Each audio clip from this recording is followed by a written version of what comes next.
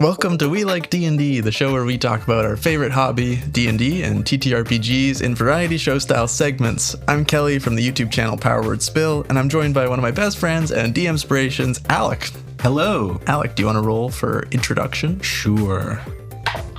That's a 12. Okay. So I introduce myself and tell you what I do for a living, and it's a little boring. Okay. Well, I'm going to feign interest and nod along.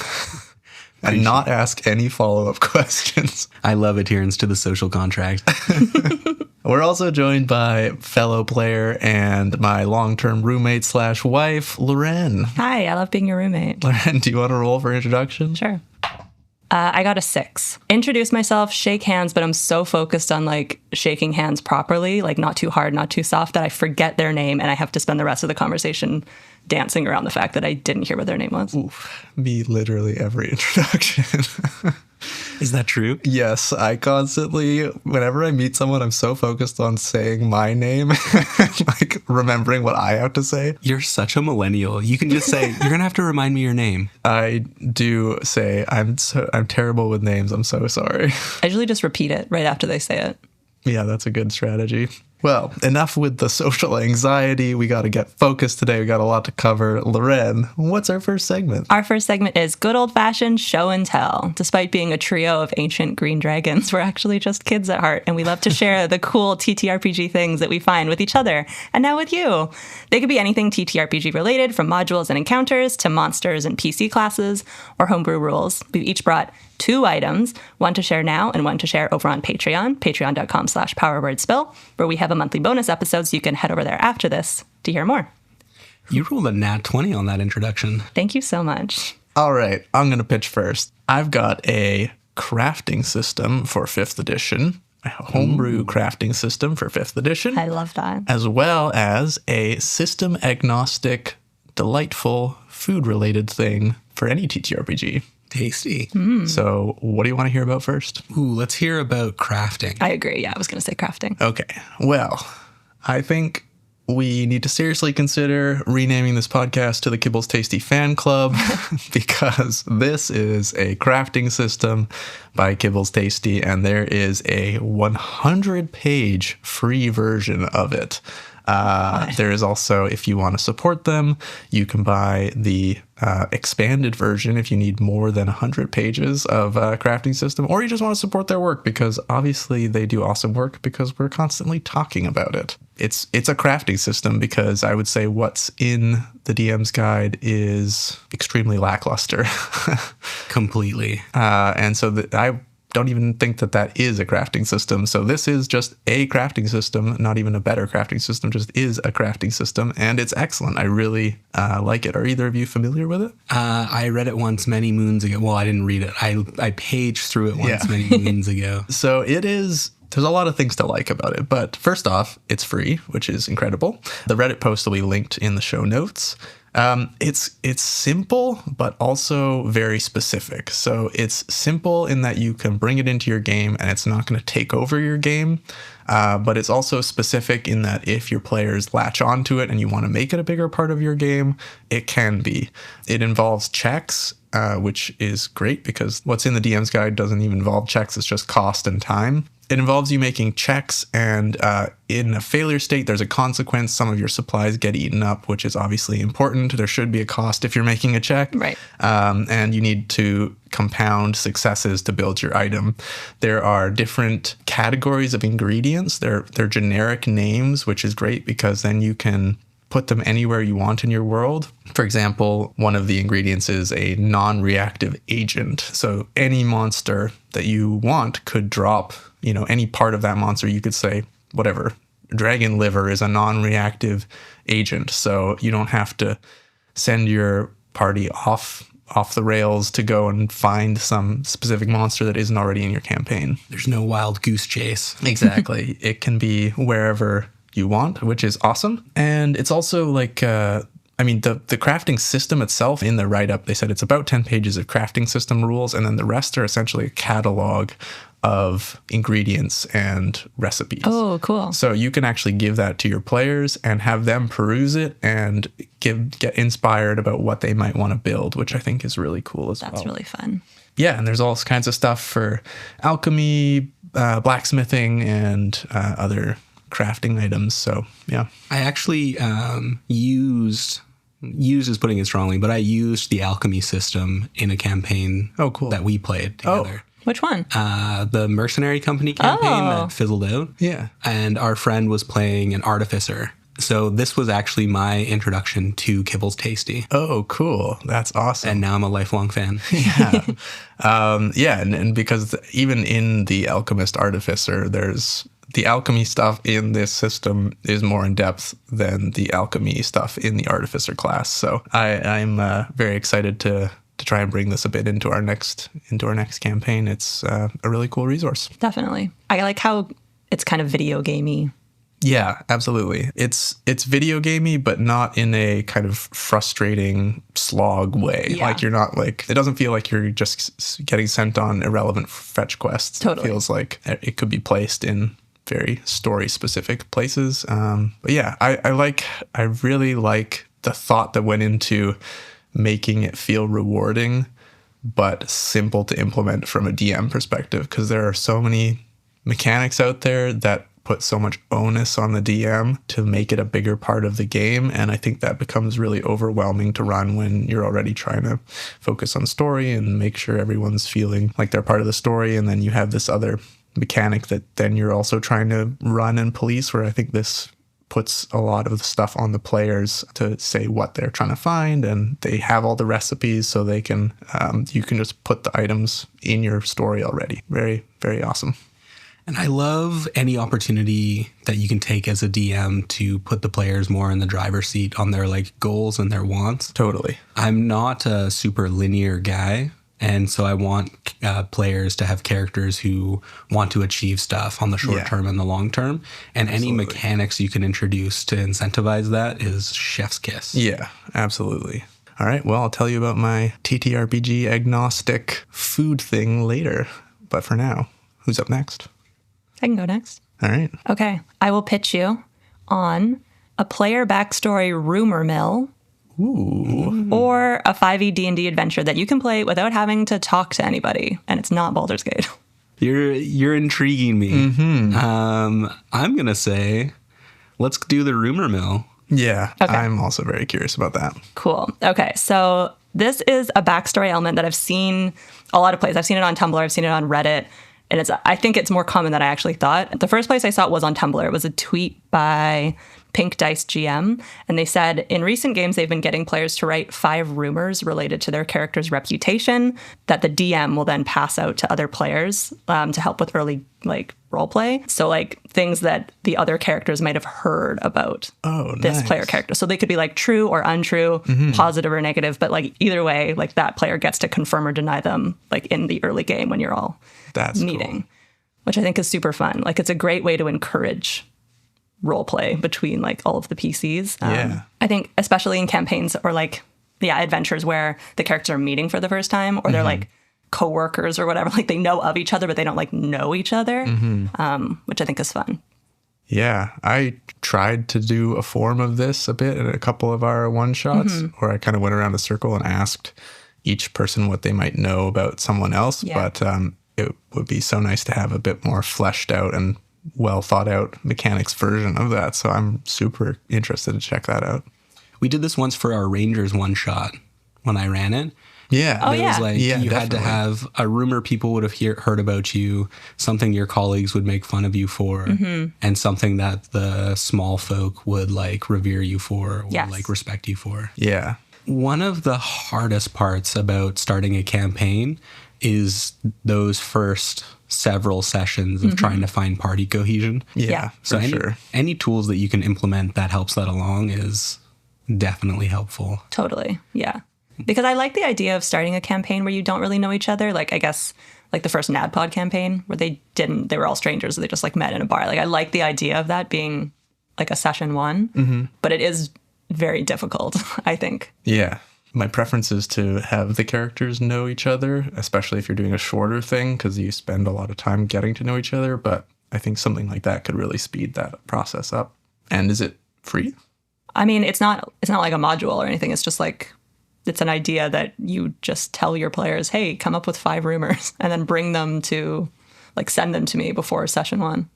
Oh, I see. So there's not like, okay, I see. I thought it was like a predefined document with some sample ideas and things like that. No. Oh, okay. Your imagination is the document. Okay. Although, if you're an aspiring D&D content writer, here's a niche you can fill. Definitely a good module to put out. Kibble's tasty if you're listening. I think they've got enough work going on. They're churning out. But I'd love things. to read their rumors. Yeah, very cool. So I guess I kept saying that I'd love to check it out, but I have checked it out because that is the concept. So that's very cool. I will definitely try and implement something like that next time we have a session where we don't know our people. I'll implement that when I start a new campaign, hopefully soon, TM. Yeah, I hope so too. All right. I'll save my other adventure for the Patreon. Okay, cool. Over to you. Alec. All right. I would like to pitch you on a post-apocalyptic TTRPG system with a twist. Okay. Or a funhouse short kind of 5-room dungeon for 5th edition with a twist. Ooh, very twisty. I think I want to hear about the Funhouse dungeon. The Fungeon. Yeah, funhouse it is. Well, you can hear about the post-apocalyptic TTRPG system over on our Patreon. So what I have brought is a module called Crypt of the Science Wizard by Skeeter Green. Whoa. Yeah, it is.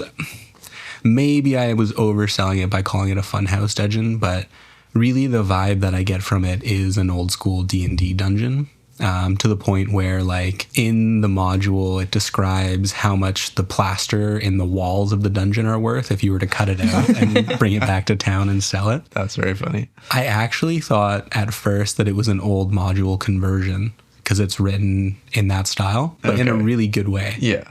I'm not going to give away too much about the puzzles, but it's called Crypt of the Science Wizard. And so it is as much a player skill dungeon as a character skill dungeon. Okay. It's where the puzzles are, you know, it's not like there's one solution to them, but you really have to be creative in order to pass through them without consequences. Right. Cool. One of the things I really love about this module is it is very lean. It tells you exactly what you need to know up front. Yeah.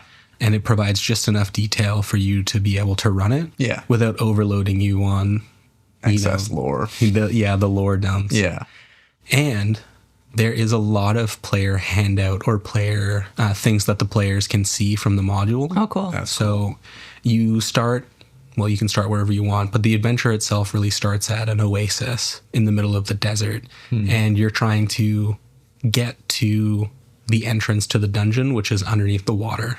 Oh, cool. And at every moment, you enter a new room, you encounter a new aspect of the puzzle, there is a drawing of what the players would see in that moment. That's awesome. Like a full page drawing. Wow. So it's like, okay, you enter the next room. This is what you see. Yeah, like a little description of here's what you see, and then here's what you literally see. That's very cool. And I think there's something like 20 or 30 images like that. Wow. Yeah. I'm a really big fan of lean adventures and modules. I think that's setting guides and things like that. I think books have just kind of kept getting longer and longer and longer, and they're can be so overwhelming to read.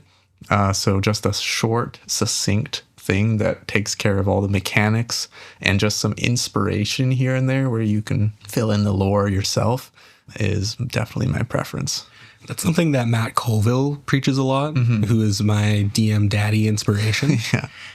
He talks about how back in the old days, like, adventures would be in, like, the magazines. Yeah. Right. And so, like, you're talking 20, 30 pages, absolute max. Yeah.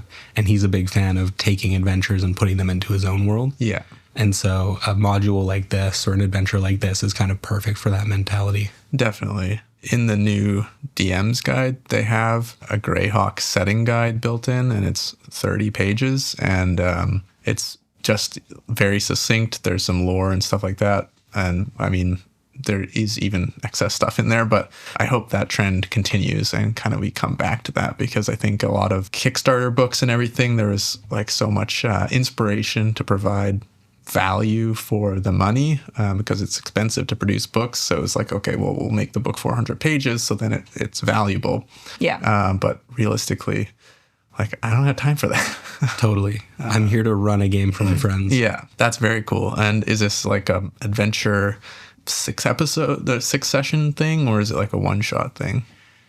Well, I guess it really depends on the party because the puzzles are kind of simple and elegant in some ways, but complex in others. Cool. And so you could have a session where a party is just trying to solve the one puzzle. Or if you've got some really experienced players with creative thinking, I could see it being breezed through as a one-shot as well. Very cool. Where is it available? It is available on Drive-Thru RPG.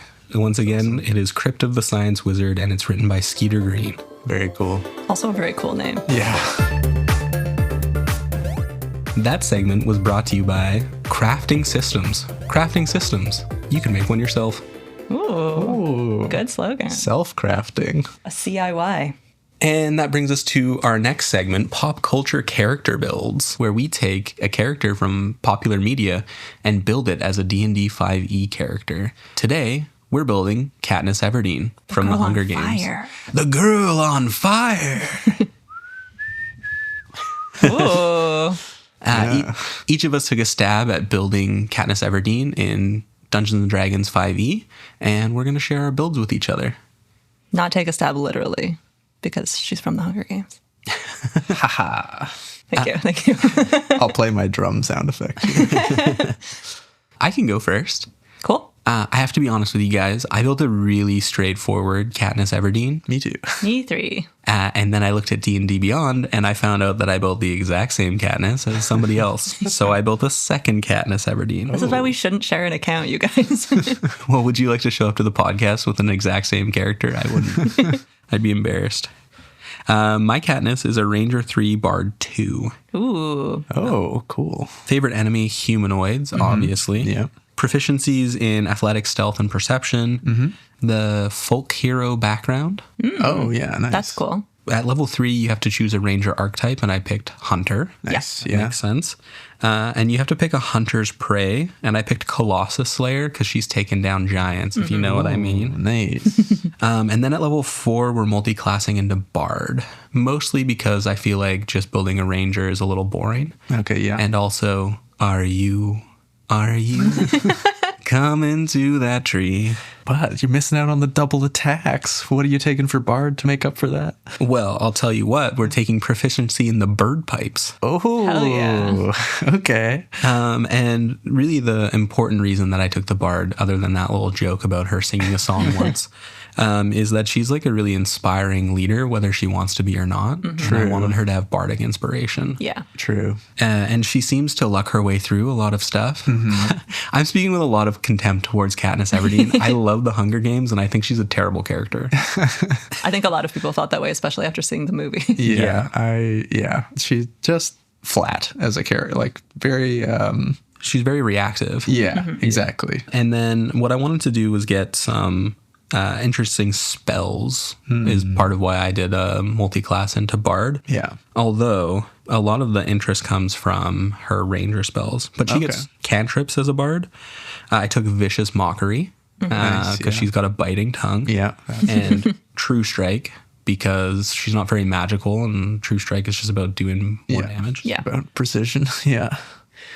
She gets Command, Nice, yeah. Cure Wounds, Hunter's Mark. Yeah. Here's the one that I think is like the good one. She gets Goodberry. Yeah. Yeah, that's excellent. Yeah. That's about it. Yeah, that's very good. That's a very good Katniss, and not at all what I would expect. So I think that's a cool build. So I guess you'd be obviously Dex and Charisma, and then kind of take a dump in phrasing. Phrase it a different way. My mouth. She's a flat character, but let me be clear. I can still smash. Okay. So I took dexterity and charisma as the main ones, and then a little bit of wisdom. She's not that wise, but she's perceptive. Yeah. And just kind of dumpstouting everything else. Yeah. Nice. Do you want to go next, or should I? Sure, I'll go next. So I built her 3 different times because I just couldn't find the right vibe that I was going for. I was kind of in between building her just straight rogue or multi-classing her as a trickster cleric, not because I think she's clericy in any way, but because I liked the thing about trickster clerics. I can't remember exactly the phrasing, but it was something basically like sticking it to the man, like not liking tradition and like not like necessarily mischief, but just like not going along with like what the government would want or whatever.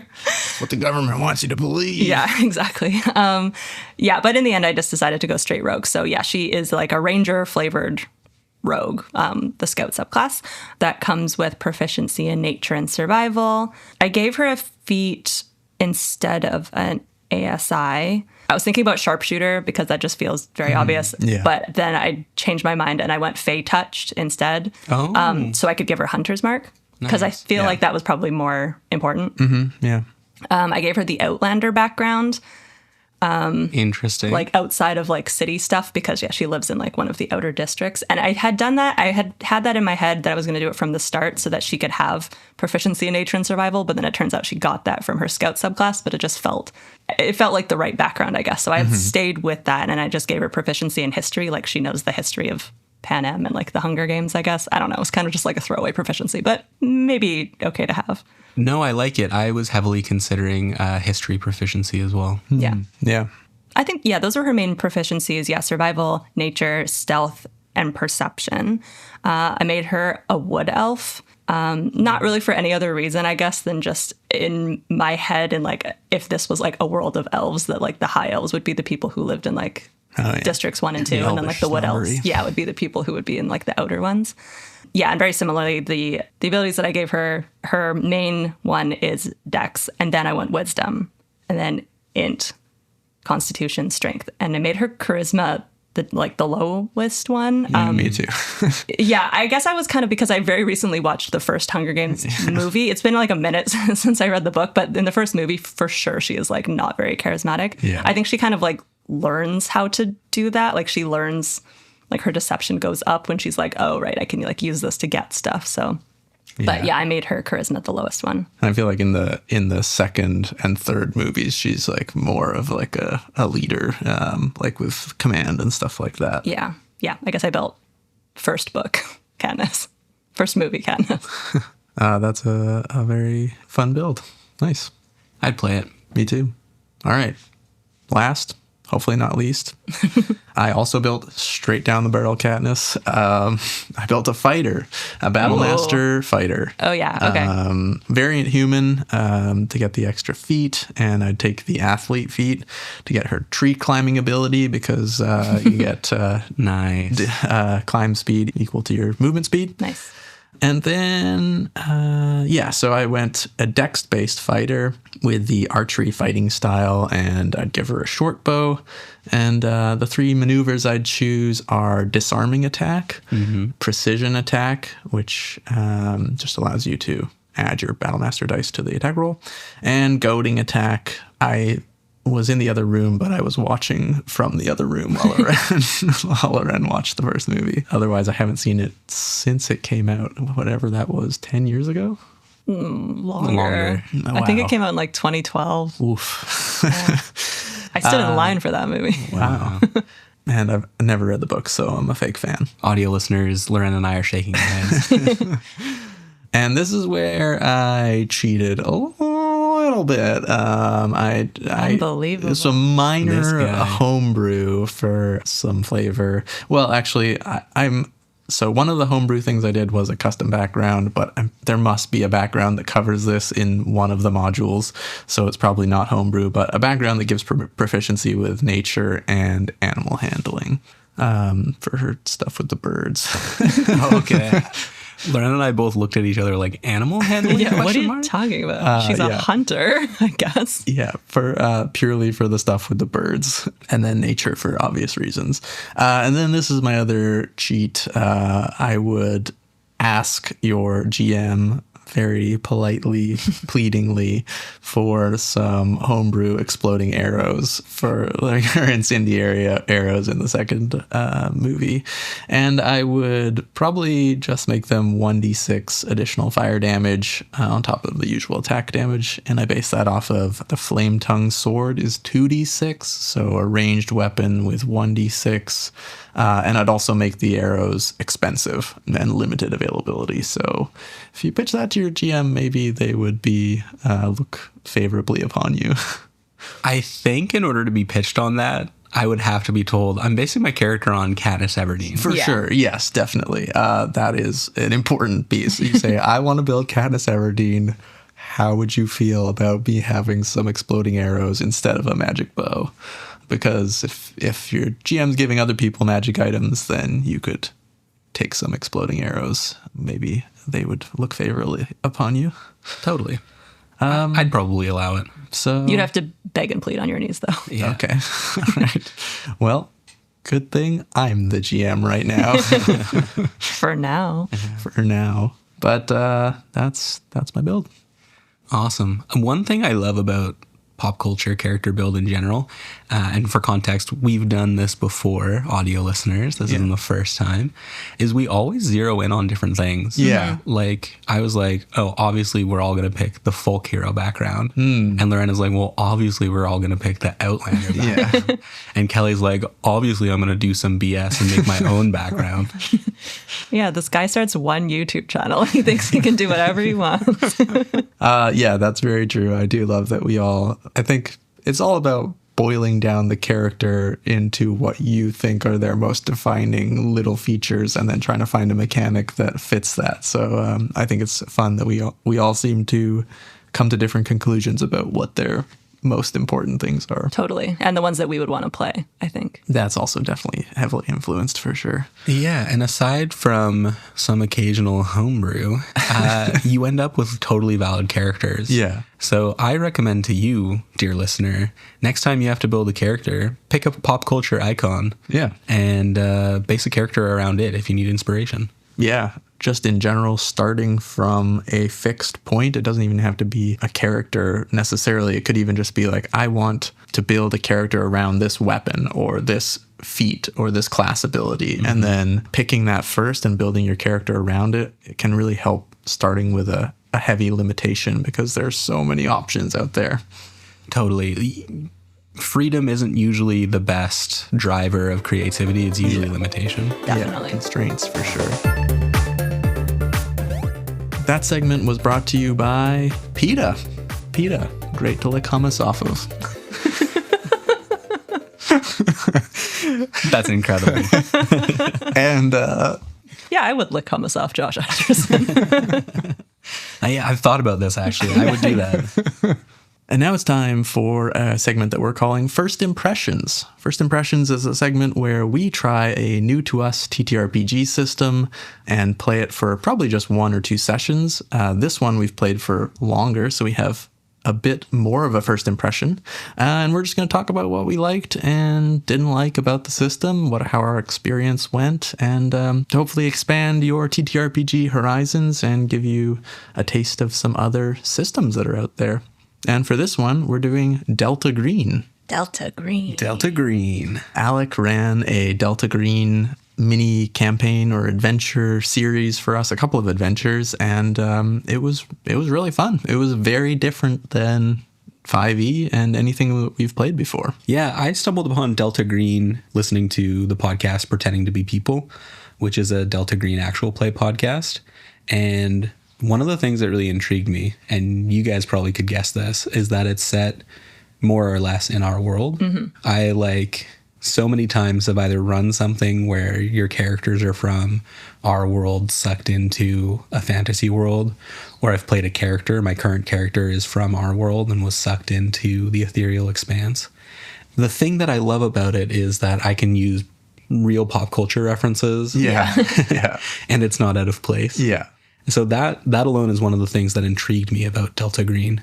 And I thank you guys for indulging me on playing it. I really enjoyed playing something different, and that was also one of the things that I really liked, that it was in a modern setting and it was in our world. Definitely. With obviously it's so I guess to define it a bit, Delta Green is a modern system all about discovering the paranormal. You're kind of agents that are trying to solve paranormal mysteries. Is that how you'd succinctly define it? Yeah, the one thing that I'd add is that it's an offshoot of Call of Cthulhu. Right. Yes. And it is extremely deadly. Which we learned in session 1, where we killed off mine and Kelly's character. Both died. Not session 1, but adventure 1 for sure. Was it not session 1? No, it was session not. 2. It was an early session, and it was a TPK. Yeah. Yeah. We opened a portal, and in D&D, I'm very much used to pulling levers and seeing what happens. And in this game, if you pull the wrong lever, you die. Slowly and painfully. Yeah. Actually, it was pretty quick. We just got sucked right into open space. Yeah. Into a black hole. Yeah. But they do a good job of warning you in the system documents itself that it is a deadly game, and it's designed to have a serious tone and be deadly, and the mechanics do really back that up. So I appreciated that the tone was very consistent throughout, even down into the mechanics, which I thought was really a cool thing, that you could feel it in the way the game was actually designed, not just in the lore. And for context, if you're familiar with Delta Green and its adventures, I ran a couple of adventures from the series called Future Perfect, which I thought was a brilliant module. And one of the things I really love about it is that, and in Delta Green in general, is your characters have the potential to have so many resources at their disposal. Totally. That you can't really contemplate too much of the character's actions in the module. Okay. So they gave information, and then it was time to think on your feet. Okay, cool. And that is where I thrive. I suck at following a module closely, and so it being a bit of a sandbox and a bit of a crapshoot on what your party is going to do and react to the situations, it was something that I really liked about the adventure and kind of about the system. Yeah, that was definitely one of the things that I liked as well, was that the adventures were, every adventure was a mystery sandbox, and they did a really good job of making them extremely intriguing, but also obfuscated. Shouldn't have tried that word. It was so difficult to know what was going on because they were so weird and all the clues were bizarre, and I felt like I had 10 different theories about everything because there were so many different weird things going on, but I really loved that, and that kept me really engaged in it. That nature of just always discovering something, and it felt like every clue you discovered, every clue that we discovered completely changed my theory about what was happening, and Definitely. I really liked that. Yeah, I had so many notes from every session, and with like little theories attached to the bottom, and then we would like discover something else and be like, well, I'm going to scrap that entire section of my notes. Yeah, and I felt that was very engaging for me. That kept me engaged. I was wondering why, you've just made me think of it, I was wondering why your clue map video struck such a chord with me and was like kind of familiar, even though I wasn't that familiar with the concept. It's because Delta Green is like all about building clue maps. I just didn't know that that's what was happening. Oh, cool. Okay. Yeah. So, I mean, if you just want to even run a mystery that you could probably adapt to D&D, you could look at their clue sandboxes and just see how they construct their clue maps, because they were very well constructed mysteries. But I think, I mean, for me, it wasn't, there were some things that I didn't like as much about the system. And I think one of them was actually how I liked and disliked how deadly it was. They really did a good job of warning you up front that it's going to be deadly and it's going to be gritty. And there are mechanics about like your mental state and how well you can endure life-threatening and paranormal mind-bending incidents. So that mechanic is built in there. And basically, I mean, your characters are kind of designed to die at some point, which I think the downside of that for me was it made me not want to get attached to mine or any other characters too much, knowing that they could die at any time. Right. So that for me personally, I struggled with how deadly it was. Yeah, and you know what? That is just as much a DM call as a system call. Like, for example, in the TPK, there was a bunch of different options of like the configurations you could open the portal in, and 4 out of 6 of them were deadly. Wow. Okay. Yeah. But as a game master, I could have easily twisted it and made it my own thing and made it less deadly. But there was also the aspect of wanting to give the experience of Delta Green, so I just kind of stuck with it. Definitely. And I think you made the right call, because I think the system is designed to be like that. Like it's in the example they give, one of the players just walks into a room and gets gored. Yeah. Like immediately. So I think your running of it was very true to the system. I think it's probably just because as like a group, we are generally mostly like silly players. Like we play for the most part, like very silly campaign. Like, not like the campaigns are silly, but like the way that we played is like a little sillier and like lighter. So like coming into a system like this where we're not necessarily used to being like serious agents, like whatever, is just like a little bit of a culture shock. Yeah, that was also for me as well. And I think because I made a little bit of I tend to always make silly characters, and I hope they're not annoying for you guys, but I guess only They're just silly little guys. They can be serious when the time comes, but I like to start from a silly base that then they can become serious. But anyways, I made a slightly silly agent character, and then we rolled up and the mystery was like a bunch of dead children.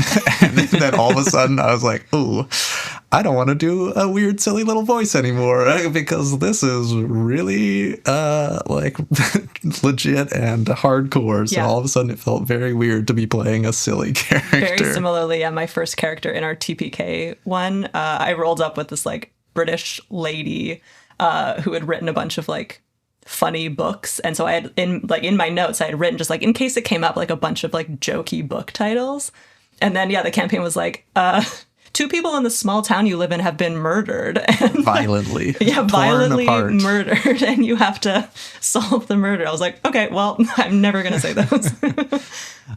So yeah, I think it's definitely the system definitely heavily, that's kind of its strength, and also maybe a downside for me is that its tone is so pervasive, and which is awesome because it is through everything. And so if you align with that tone, it's everywhere and it's awesome.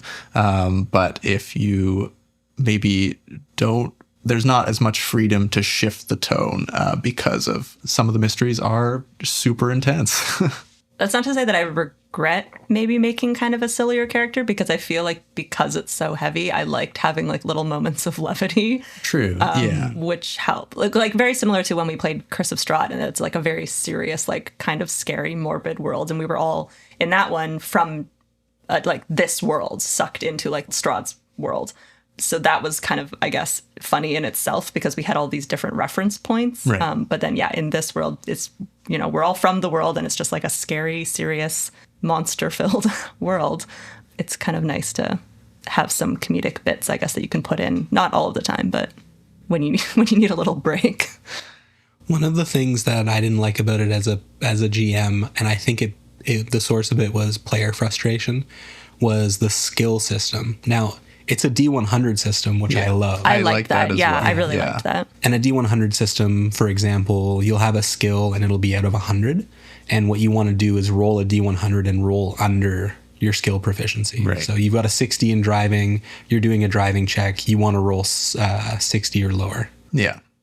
I love a system like that. I love a D100 system. But there are so many skills in Delta Green that get so detailed and granular that just looking on your character sheet for your skills becomes an exercise. Yeah, I had that written down here as well, that a lot of it feels kind of rules light-ish, like the combat and things like that are a little bit more, maybe they can be more in-depth, but when we played felt like a little bit more rules light combat-wise and otherwise, but then the skills seemed, like you said, kind of overly specific, and it felt like it could have done with just a few basic skills that then could be left up to GM and interpretation.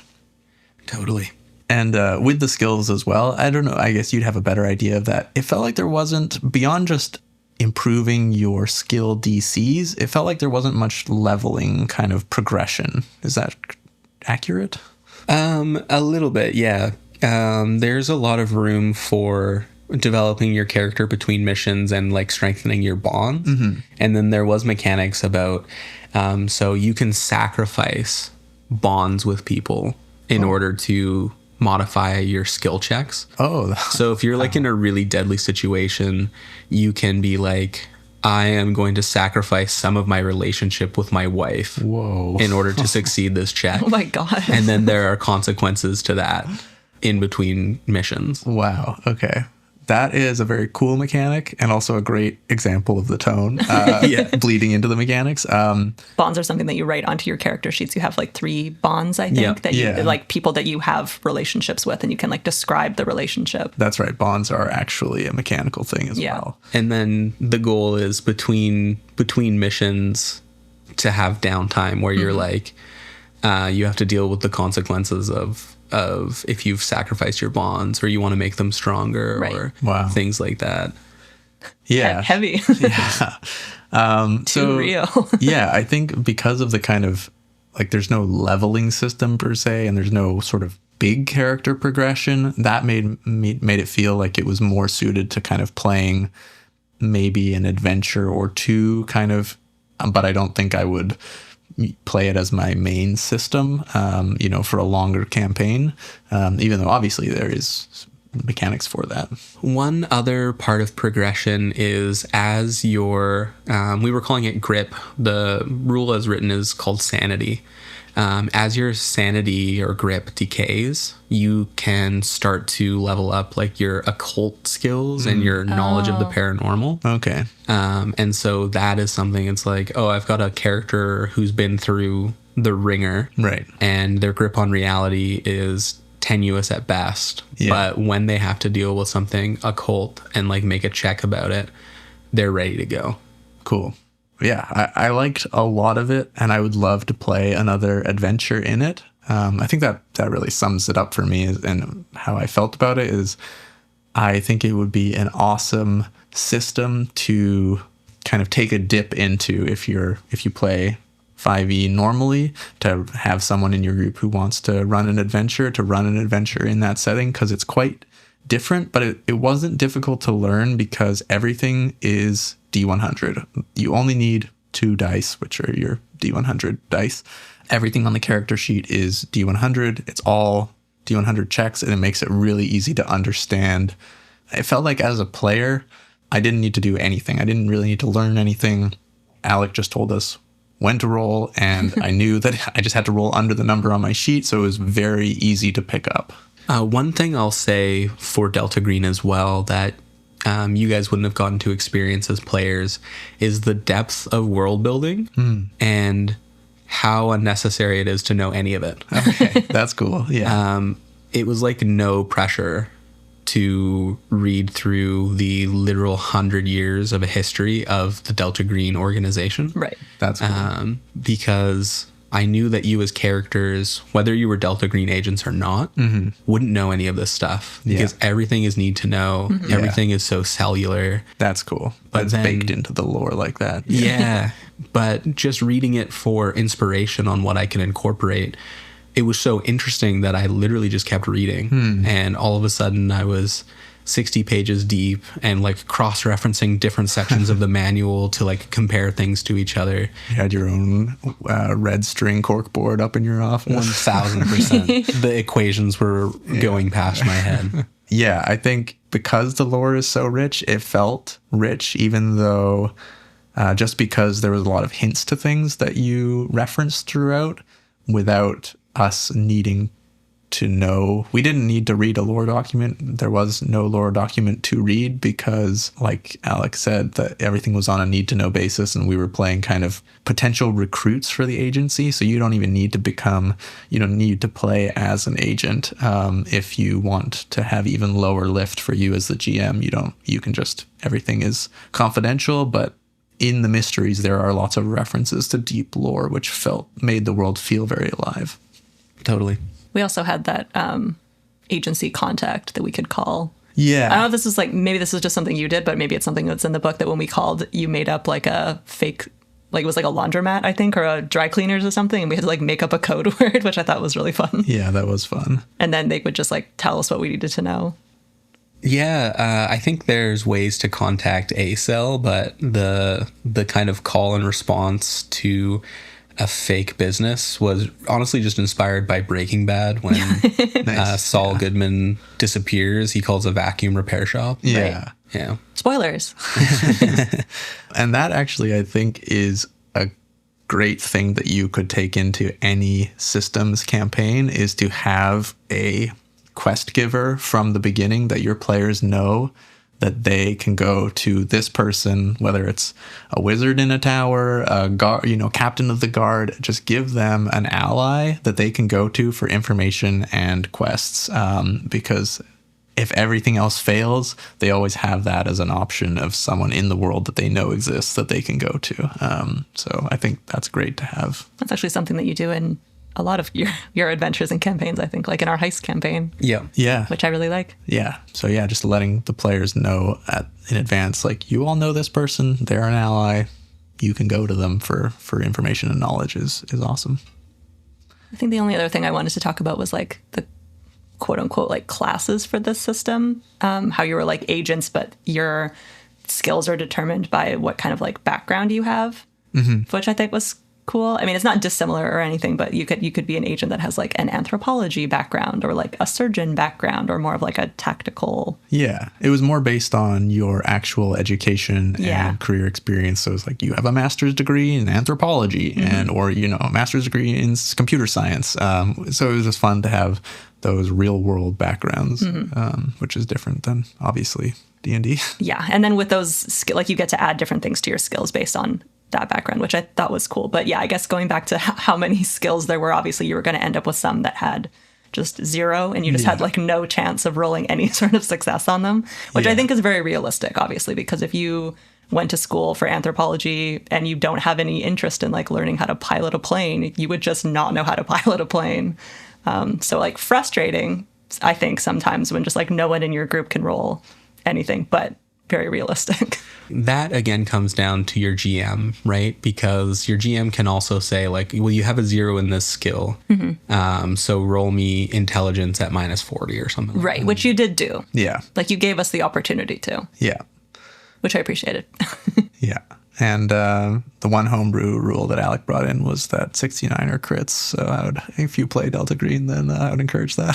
That is directly from Pretending to Be People, the podcast. Nice. Well, go check out their actual play if you want to hear how Delta Green is played. Because I think Actual Play podcasts as a sample of a TTRPG system is a great way to see if it piques your interest. Yeah, definitely. And it definitely piqued mine.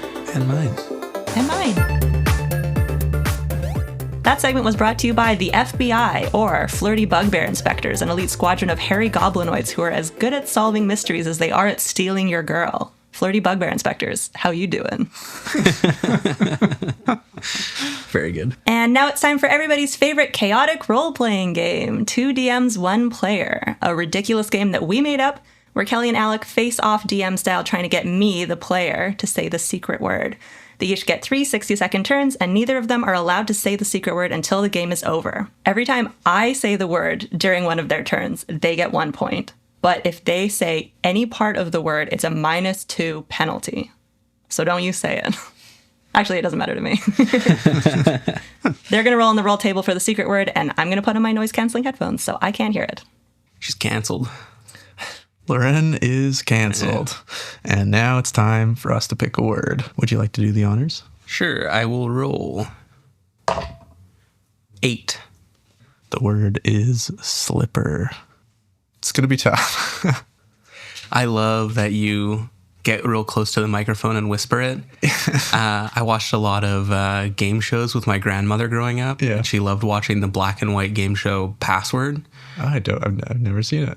It was basically like headbands, but in the 1960s. I've only ever cool. seen the SNL version of that. Or the word will be on screen. Yeah. And then an announcer in dulcet tones will say, the password is Matchbox. Ooh, some ASMR ear Ooh, candy. I just got the tingles. Well, yeah, that's exactly why we put this segment in, just to get the ASMR. Okay, so we have a word. We need to roll to see who goes first. High roll goes first. Okay. 10. 18. Wait, sorry, that's a 5. 5, and I got an 18. So either way, I'm going first. But now we need a character. Loren, who are you playing today? I'm going to play a centaur bard named Morgan. Morgan, the Centaur Bard. And where is Morgan, and what are they doing? Morgan is in a bookshop looking for a cookbook. She wants a new cookbook because she's just tired of cooking the same old, same old.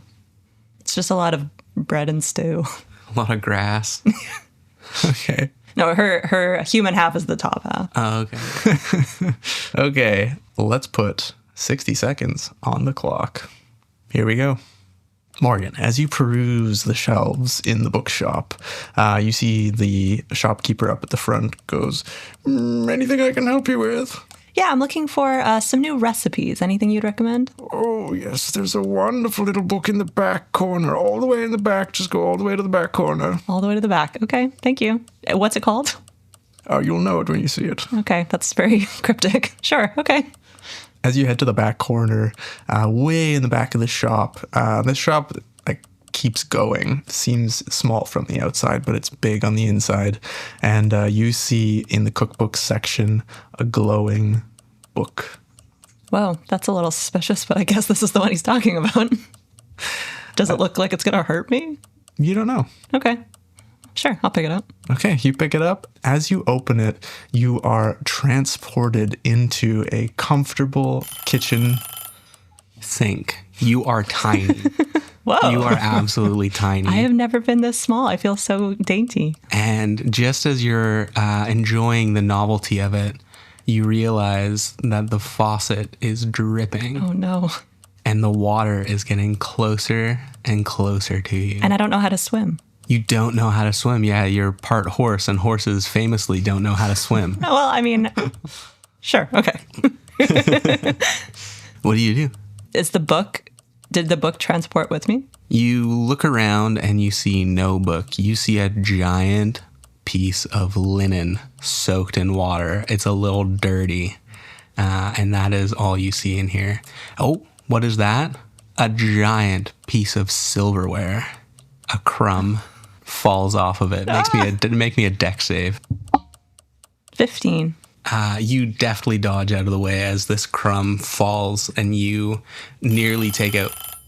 As you nearly get taken out by this crumb, you manage to dodge and swim to safety at the edge of the sink. It's a lot of effort because I don't know how to swim again. Yeah, it's you struggle and splash like Samwise in Lord of the Rings, but you do make it. Go ahead and make me a athletics check with disadvantage. Is athletics what's your primary stat? Are you strength based or what? No, not strength based. Probably like in based. Okay. 2 11s. You do manage to struggle your way out of the sink, falling back a couple of times. But as you get to the top, you see a kindly elderly woman greets you. Hello, dearie. Welcome. I heard you were looking for A new recipe. Well, you've stumbled on a recipe for disaster. And some glowing light forms around her hands. Roll initiative. Oh my God. 4. She's going to roll. You act first. I am going to I'm going to run. I'm going to run away from her. Where are you running? Across the counter, I guess, to try to get behind something. Okay, you're on like the little lip of the counter, like between the sink's edge and the ground. Yeah. And there's water all over it, and it's a little bit soapy. So go ahead and make me an acrobatics or athletics check to 15. 15. You slip and slide, and you manage to get some distance between you and the old woman. How tiny am I?